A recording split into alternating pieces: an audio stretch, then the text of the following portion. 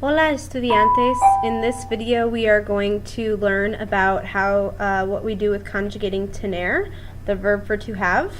We've already learned a lot about this verb, and so the first thing that I want to do is go over and make sure that we know how to conjugate it, that we remember how to conjugate it, because it's a little bit different from a normal ER verb, which we've been working on our verb endings, so we want to make sure that we remember.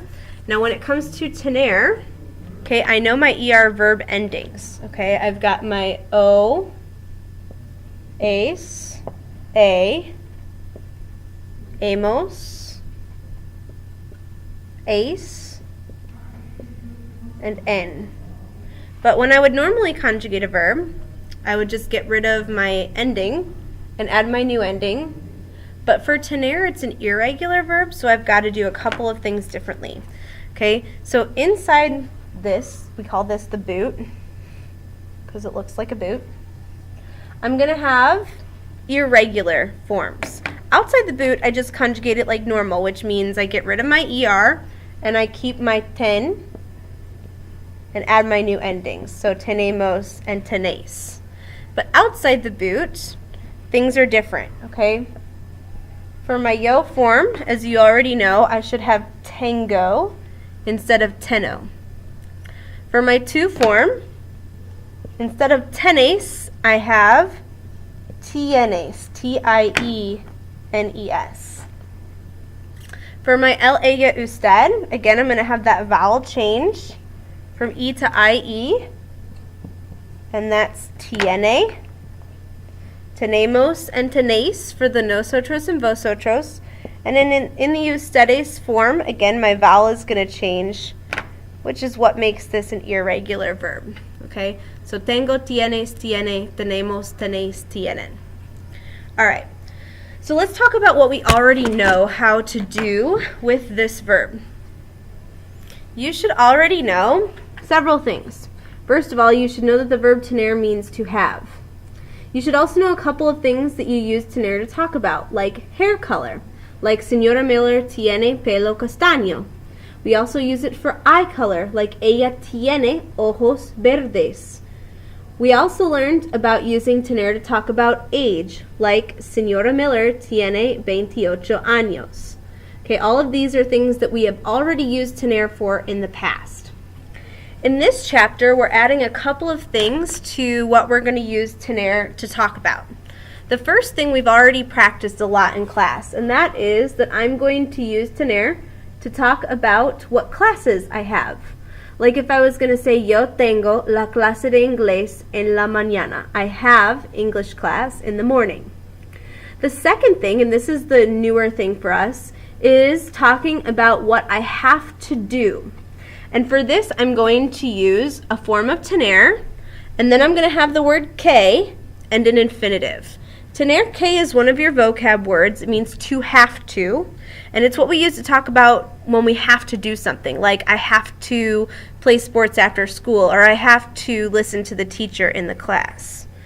An example of what I would do here is, here I have, you have to take notes when you watch a video.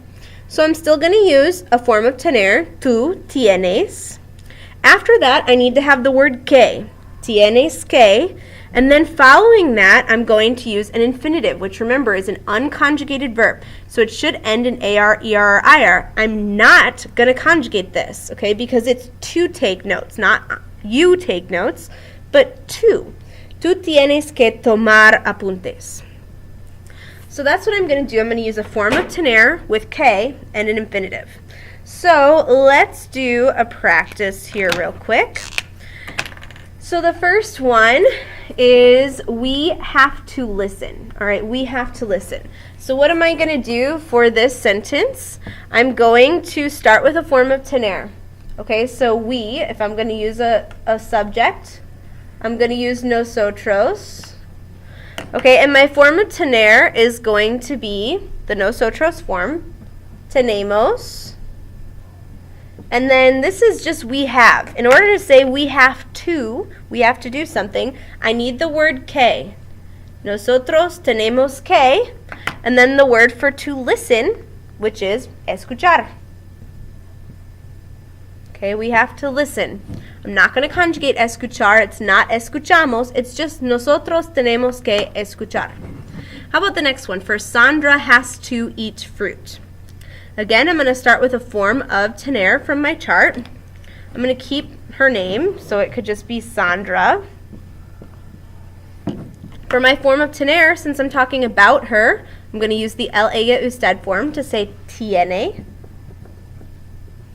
And then remember, after that, I need she has to, tiene que, not just she has, but she has to. What does she have to do? She has to eat. So my infinitive for to eat is comer. And then the last part is just an additional, comer la fruta. Okay, so Sandra tiene que comer la fruta. All right, so I'd like you to practice this using tener que. Tonight, on your own, I want you to write 3 sentences about what different groups of people have to do. One of them about yourself, one of them about your mom, and one about your friends. Okay, so you should have 3 sentences about different things that people have to do. One about yo, one about mi madre, and one about mis amigos. If you have any questions, feel free to send me an email. And I look forward to seeing you soon. Adios.